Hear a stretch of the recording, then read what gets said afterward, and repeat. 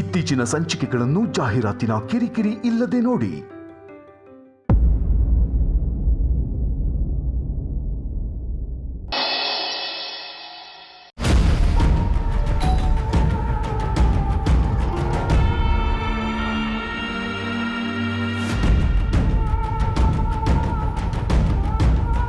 ಸರಿ, ದತ್ತ ಹುಷಾರಾಗಿದ್ರಲ್ವಾ?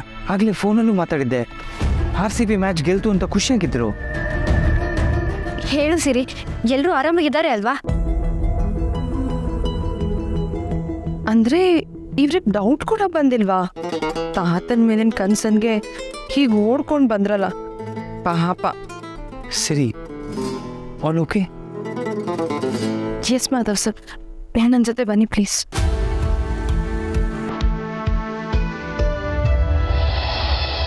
Surprise!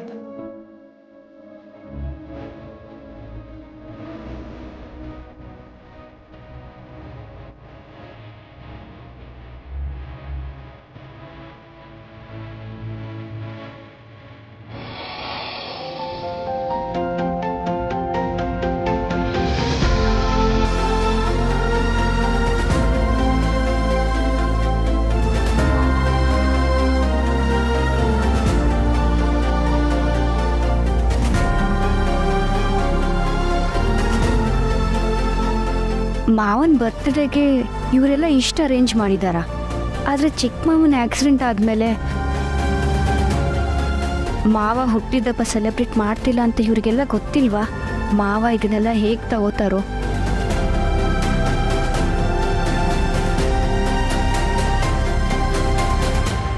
ಚಪ್ಲಿ ಕಳ್ಳ, ಸರ್ಪ್ರೈಸ್ನ ಅರಗಿಸ್ಕೊಳಕ್ ಆಗ್ತಾ ಇಲ್ವಾಪ?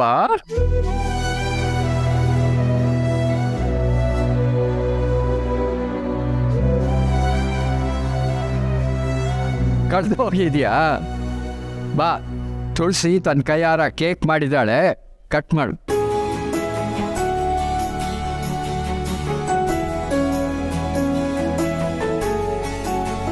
ಇಲ್ಲಿ ಶೇಷು ಥರ ವಯಸ್ಸಾದವರು ಇದ್ದಾರೆ.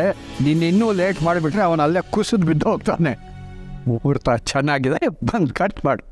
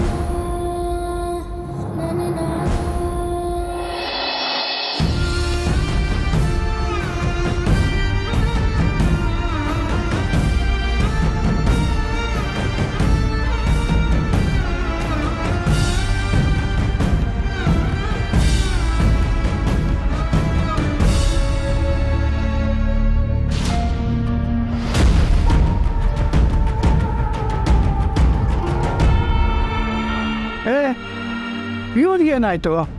ಯಾಕೆ ಹಾಗೆ ಹೋಗ್ಬಿಟ್ಟ? ಕ್ಷಮಿಸಿ ತಾತ. ಆಕ್ಸಿಡೆಂಟ್ ಆಗಿ ನಮ್ಮ ಅತ್ತೆ ಹೋದ್ಮೇಲಿಂದ ಮಾವ ಬರ್ಡೇ ಸೆಲೆಬ್ರೇಟ್ ಮಾಡ್ತಿರ್ಲಿಲ್ಲ.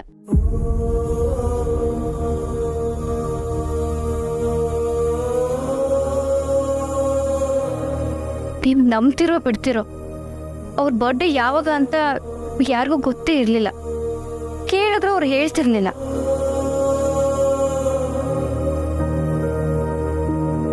ಮಧ್ಯರಾತ್ರಿ ಕರ್ಕೊಂಬನ್ನಿ ಅಂದಾಗ್ಲಾದ್ರೂ ನಿಮಗೆ ಅರ್ಥ ಆಗ್ಬೇಕಿತ್ತಲ್ವಾ? ನಾನು ಅವ್ರಿಗೆ ವಿಷಯ ಹೇಳಿರಲಿಲ್ಲ. ತಾತ ನೆನ್ಸ್ಕೋತಾ ಇದ್ದಾರೆ ಅಂತ ಹೇಳಿದ ತಕ್ಷಣ ಇಬ್ರು ಪಾಪ ಓಡ್ ಬಂದಿದ್ದಾರೆ. ಎಲ್ಲ ಸ್ವಲ್ಪ ಸುಮ್ಮನೆ ಇರ್ತೀರಾ? ಮೊದಲು ಆ ಚಬ್ಲಿ ಕಳ ಎಲ್ಲ ಹೋದ ನೋಡಿ. ನಾನು ನೋಡ್ತೀನಿ ತಾತ. ಪೂರ್ಣಿ, ನಿನಗೆ ವಿಷಯನೇ ಹೇಳ್ದೆ ಇಷ್ಟೆಲ್ಲ ತಯಾರಿ ಮಾಡ್ಕೊಂಡಿದ್ದು ನಾನು. ಅವ್ರಿಗೆ ಹುಟ್ಟಿದ ಹಬ್ಬ ಆಚರಿಸ್ಕೊಳ್ಳೋಕೆ ಇಷ್ಟ ಇಲ್ಲ ಅಂತ ನನಗೆ ಗೊತ್ತಿರಲಿಲ್ಲ. ನಾನೇ ಹೋಗಿ ಅವ್ರ ಹತ್ರ ಮಾತಾಡಿ ಕ್ಷಮೆ ಕೇಳ್ತೀನಿ. ಮೊದಲ ಕೆಲಸ ಮಾಡೋ ತುಳಸಿ,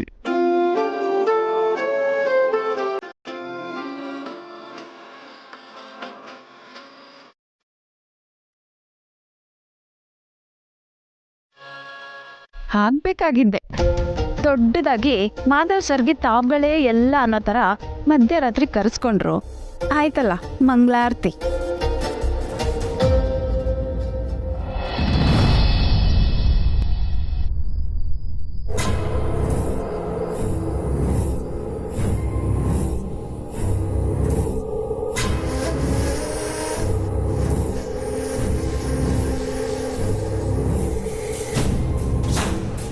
ಅಲ್ಲ, ಭಾವನ್ ಬರ್ತ್ಡೇ ಅಂತ ನನಗೆ ಬಿಟ್ಟರೆ ಬೇರೆ ಯಾರಿಗೂ ಗೊತ್ತಿರಲಿಲ್ಲ. ಅಂಥದ್ರಲ್ಲಿ ಮಧ್ಯರಾತ್ರಿ ಫೋನ್ ಮಾಡಿ ಕರೆಸ್ಕೊಂಡಿದ್ದಾರೆ ಅಂದರೆ ಇಬ್ಬರಿಗೂ ಗೊತ್ತಿರೋರೇ ಆಗಿರಬೇಕು. ಹಾಗಂದರೆ ತುಳಸಿನಾ? ಆ ತುಳಸಿನೇ ಏನಾದರೂ ಪ್ಲ್ಯಾನ್ ಮಾಡಿದ್ದಾಳೆ ಅಂದರೆ ಅವಳಿಗೆ ಭಾವನ್ ಬರ್ತ್ಡೇ ಅಂತ ಹೇಗೆ ಗೊತ್ತಾಗಕ್ಕೆ ಸಾಧ್ಯ? ಆಕ್ಸಿಡೆಂಟ್ ಆದಮೇಲೆ ಬರ್ತ್ಡೇ ಸೆಲಿಬ್ರೇಷನ್ ಮಾಡದೇ ಇರೋರು ತಾವೇ ತುಳಸಿಗೆ ತಮ್ಮ ಬರ್ತ್ಡೇ ವಿಷಯ ಹೇಳಿರ್ತಾರಾ? ಅಂದರೆ ಅವರಿಬ್ಬರು ಅಷ್ಟೊಂದು ಹತ್ತಿರ ಆಗಿದ್ದಾರಾ?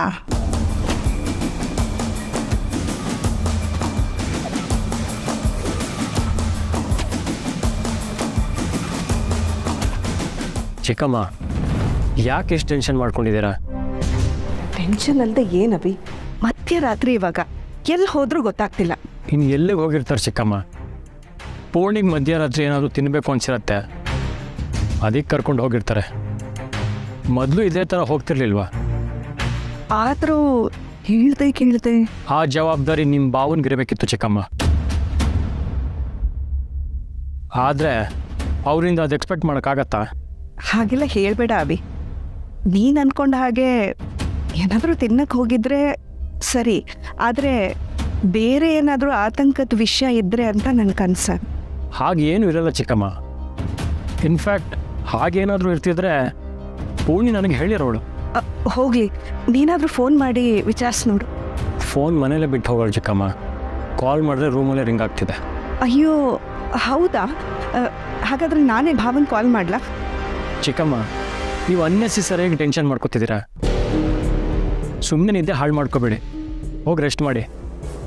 ಅವ್ರು ಬಂದಾಗ ನಾನೇ ಮಾತಾಡ್ತೀನಿ. ಅಲ್ಲ ಅವಿ. ಪ್ಲೀಸ್ ಚಿಕ್ಕಮ್ಮ. ಸರಿ.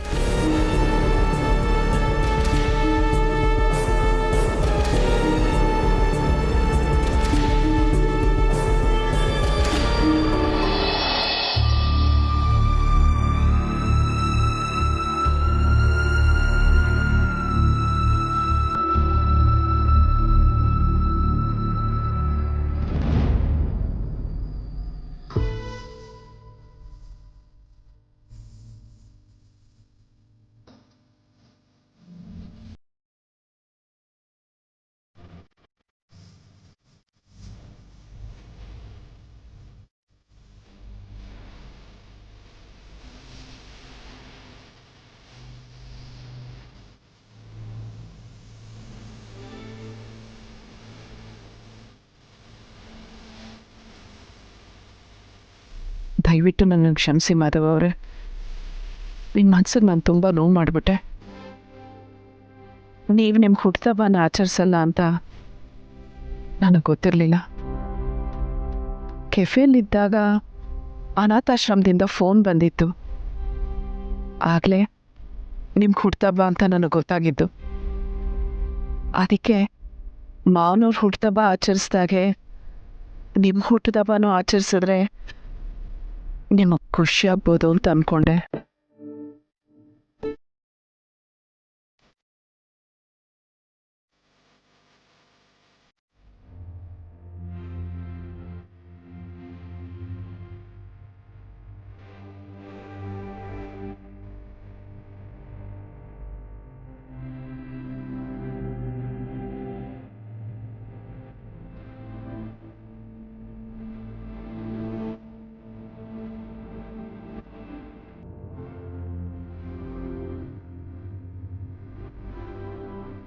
ಮಾಧವ್ ಅವರೇ, ದಯವಿಟ್ಟು ಸಮಾಧಾನ ಮಾಡ್ಕೊಳ್ಳಿ. ನಿಮ್ಮ ಹುಟ್ಟುಹಬ್ಬದ ದಿನಾನೇ ನೋವು ಕೊಟ್ಬಿಟ್ಟೆ. ದಯವಿಟ್ಟು ನನಗೆ ಕ್ಷಮಿಸ್ಬಿಡಿ. ಇದರಲ್ಲಿ ಅವ್ರದ್ದು ಯಾರ್ದು ತಪ್ಪಿಲ್ಲ, ಎಲ್ಲ ನಾನೇ ಮಾಡಿದ್ದು.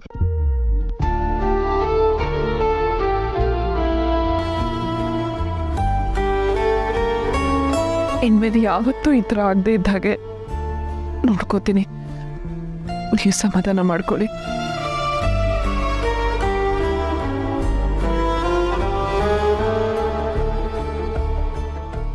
ಅಷ್ಟೆಲ್ಲ ನೊಂದ್ಕೋಬೇಡಿ ತುಳಸಿಯವ್ರೆ. ಕೆಲವು ದಿನದ ಹಿಂದೆ ನನಗೆ ಗೊತ್ತಿಲ್ಲದೆ ನನ್ನ ಮಗನ ನಿಶ್ಚಿತಾರ್ಥ ನಡೆದಾಗ ಎಲ್ಲ ಇದ್ದರೂ ನಾನು ಒಂಟಿ ಅಂದ್ಕೊಂಡಿದ್ದೆ. ಆದರೆ ಇವತ್ತು ಆ ಒಂಟಿಯಾಗಿರೋ ಭಾವನೆ ನನ್ನ ಮನಸ್ಸಲ್ಲಿತ್ತಷ್ಟೆ. ಒಂಟಿಯಾಗಿರೋದಕ್ಕೆ ನೀವು ಅಂದರೆ ನೀವುಗಳು ಯಾರೂ ಬಿಡಲೇ ಇಲ್ಲ ಅನಿಸುತ್ತೆ. ಯಾವುದೇ ಆಚರಣೆ ಆದರೂ ಅಲ್ಲಿ ಸಂಭ್ರಮ ಇರಬೇಕು.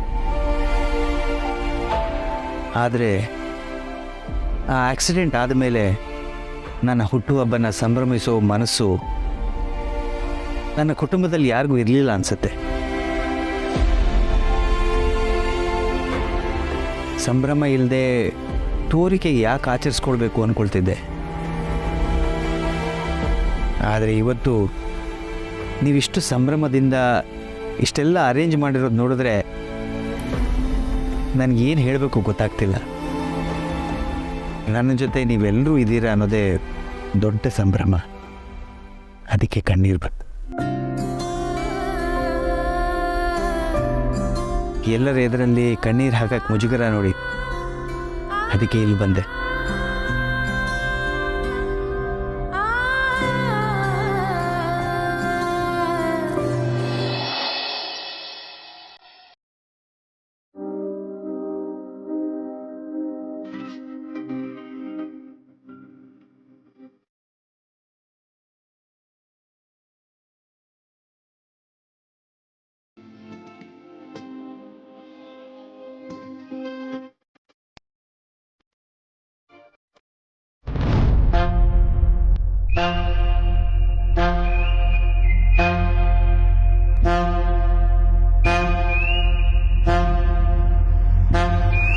ನಾನೇ ಬಂದಿರೋದು, ಕನ್ಸಲ್ಲ.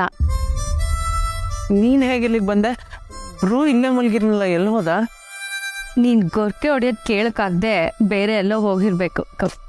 ದೀಪಿಕಾ, ಅದು ಬಿಡು, ನೀನೇನು ಇಷ್ಟೊತ್ತಲ್ಲಿ ಇಲ್ಲಿಗೆ ಬಂದಿದ್ದು? ನಿಮ್ಮ ಅತ್ತಿಗೆ ನಿಮ್ಮ ಅಪ್ಪನ ಕರ್ಕೊಂಡು ಎಲ್ಲೋ ಹೋದ್ರು. ಇಷ್ಟೊತ್ತಲ್ಲ? ಬ್ರೂ ಕ್ರೇಜಿನೇ.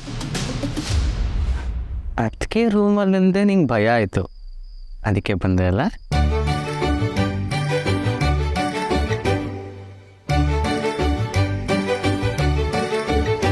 ಅಷ್ಟೇ ಅಲ್ಲ, ನಿಮ್ಮ ಅಣ್ಣ ಪೂಣೆ ನೋಡ್ಕೊಂಡು ರೂಮಿಗೆ ಬಂದಿದ್ರು. ಹೇಗೋ ನಿದ್ದೆ ಬರೋದ್ರಲ್ಲಿತ್ತು, ಅದು ಹಾಳಾಗೋಯ್ತು. ಏನು ಮಾಡಲಿ ಅಂತ ಗೊತ್ತಾಗದೆ ಹೊರಳಾಡ್ತಿದ್ದೆ. ಅಷ್ಟರಲ್ಲಿ ನನ್ನ ಮುದ್ದು ಹುಡುಗ ನೆನಪಾದ. ಮಧ್ಯರಾತ್ರಿ ಭಯ ಆದಾಗ, ನಿದ್ದೆ ಬರ್ದೇ ಇದ್ದಾಗ ಮಾತ್ರ ನೀನು ಹುಡುಗ ನೆನಪಾಗ್ತಾನ? ಹಾಗಲ್ಲ, ಮಧ್ಯರಾತ್ರಿಯಲ್ಲೂ ನೀನೇ ನೆನಪಾಗ್ತೀಯಾ ಅಂತ. ನೀನಿದ್ಮೇಲೆ ಬೇರೆ ಯಾರು ಬೇಕು ಹೇಳು? ಅದಕ್ಕೆ ಸೀದಾ ನಿನ್ನ ರೂಮ್ಗೆ ಬಂದೆ.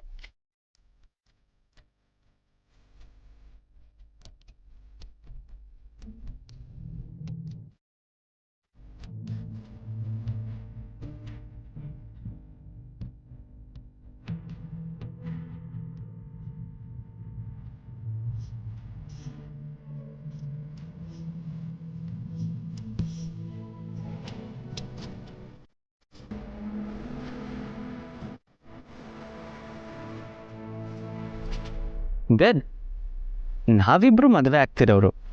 ಯಾರು ಬೇಡ ಅಂದ್ರೂ ನಾವು ಮದುವೆ ಆಗೇ ಆಗ್ತೀವಿ. ಅಂದಮೇಲೆ ನೀನು ನನ್ನ ರೂಮಾಗ ಯಾವಾಗ ಬೇಕಾದರೂ ಬರ್ಬೋದು. ಯಾಕೆ ಅಂದರೆ ಈಗ ನಿಂದೇ ರೂಮ್. ನೀನು ಹೀಗೆ ನಗ್ನಗ್ತಾ ಇದ್ರೆ ಎಷ್ಟು ಚೆನ್ನಾಗಿ ಕಾಣ್ತೀಯ ಗೊತ್ತಾ? ಹೀಗೆ ಇರೋದು ಬಿಟ್ಟು ಯಾವಾಗಲೂ ಮುಖ ಗಂಟು ಹಾಕ್ಕೊಂಡೇ ಇರ್ತೀಯ. ನಾನು ಹಾಗಿರ್ಬಾರ್ದ? ಓಕೆ ಮ್ಯಾಮ್, ನೀವು ಹೇಳ್ದಾಗೆ ಆಗಲಿ. ಇನ್ಮೇಲಿಂದ ನೋ ಗಂಟು ಮುಖ. Good night. ಏ ದೀಪಿಕಾ, ಮದ್ವೆಗೆ ಇನ್ನೂ ಟೈಮ್ ಇದೆ.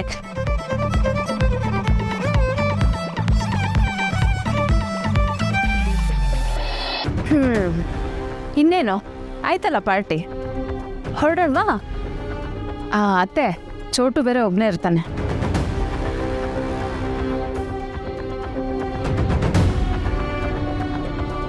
ಚೋಟು ಗಡದ್ದಾಗಿ ನಿದ್ದೆ ಹೊಡಿತಿದ್ದಾನೆ. ಅರ್ಜೆಂಟ್ ಏನಿಲ್ಲ, ನಿಧಾನವಾಗಿ ಹೋದ್ರಾಯ್ತು.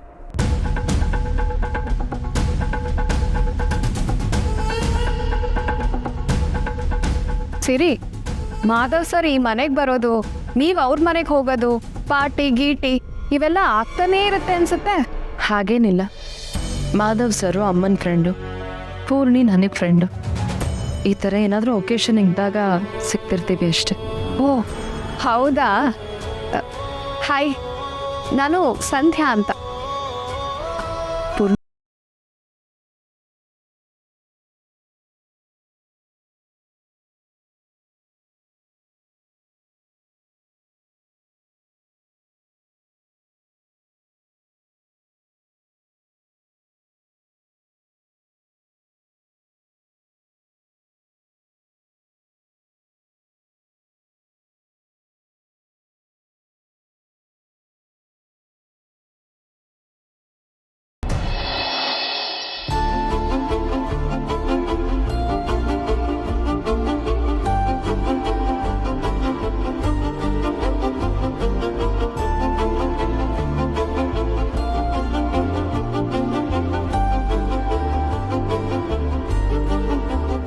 ಕೇಕ್ ಕಟ್ ಮಾಡೋಣ.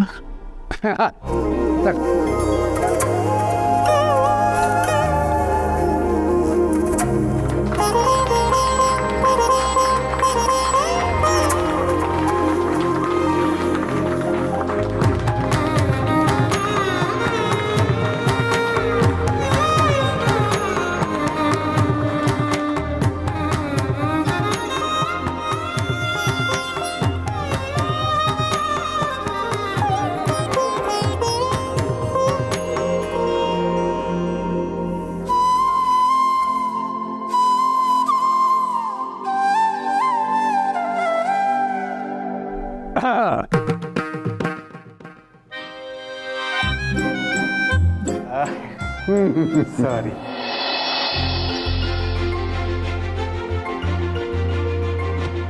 ಅಂತೂ ದೇವರಿಗೆ ಮುಂಚೆ ನೈವೇದ್ಯ ಮಾಡಿ ಆಮೇಲೆ ಭಕ್ತರಿಗೆ ಕೊಡಬೇಕು ಅಂತ ಚಪ್ಪಲಿ ಕಳ್ಳದಿಗೆ ಅರ್ಥವಾಯ್ತಲ್ಲ.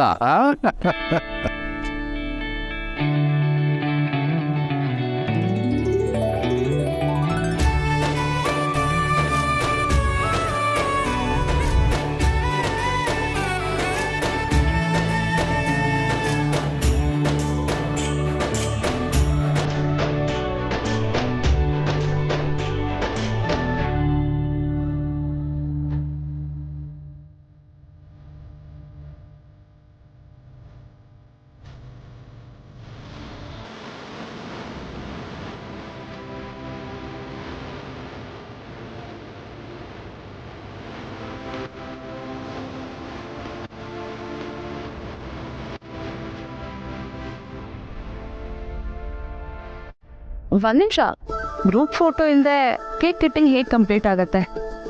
ಪುಟ್ಟ, ನೀನು ಇರಬೇಕಲ್ವಾ? ನೀನೇ ಫೋಟೋ ತೆಗಿತಾ ಇದ್ರೆ ನಾವೆಲ್ಲರೂ ಇರೋ ಫೋಟೋದಲ್ಲಿ ನೀನೇ ಇರಲ್ಲ. ಅಮ್ಮ, ನಾನು ಮಿಸ್ ಆಗ್ತೀನಮ್ಮ. ಟೈಮರ್ ಇಟ್ಬಿಟ್ಟು ಬರ್ತೀನಿ ರೀ. ಸಿರಿ ಕೊಡು, ನಾನು ತೆಗಿತೀನಿ. ನಂದಿನಿ, ನೀನು ನಿಂತ್ಕೋ. ಇರ್ಲಿ, ಪರವಾಗಿಲ್ಲ, ನೀವೆಲ್ಲ ಇದ್ರೆ ಸಾಕು.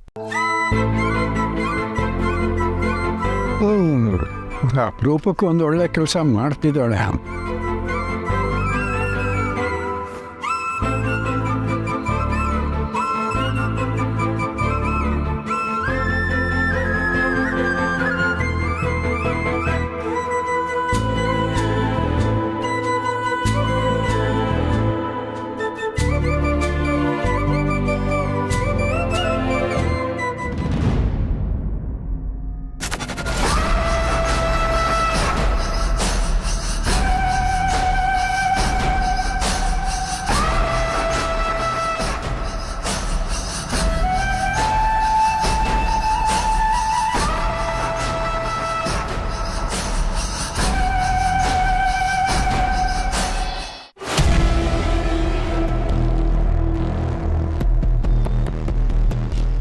ಹೋಮ್ ಮೇಡ್ ಕೇಕ್ ಅಂತೆ.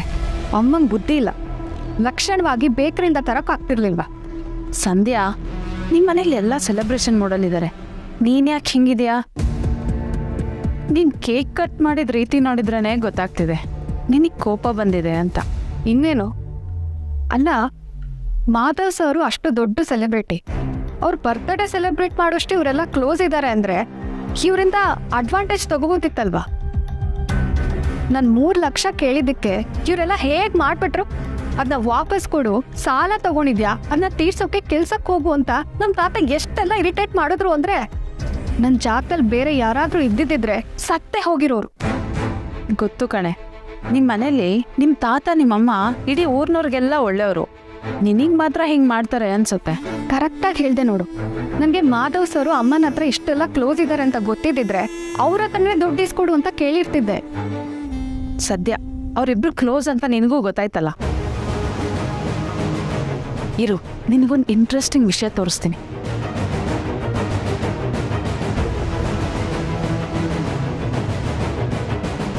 ಸಿರಿ ಫೋನಲ್ಲಿ ಫೋಟೋಸ್ ತೆಗೆದ್ನಲ್ಲ, ಆ ಫೋಟೋಸ್ನ ನನ್ನ ಫೋನಿಗೆ ಕಳಿಸ್ಕೊಂಡಿದ್ದೀನಿ. ಈ